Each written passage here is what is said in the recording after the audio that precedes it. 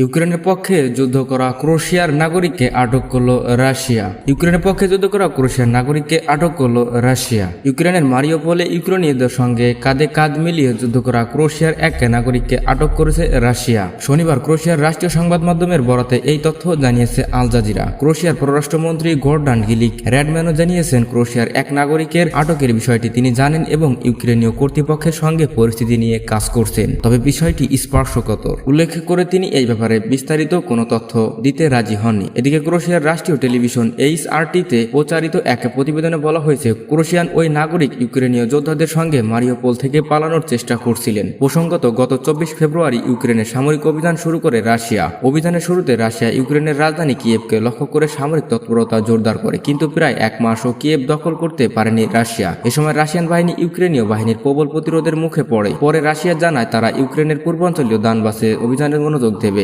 এখন দানবাসকে কেন্দ্র করে রাশিয়ার সামরিক তৎপরতা চলছে। এই যুদ্ধে প্রায় 50 লাখ ইউক্রেনীয় দেশ ছেড়ে পালিয়েছে।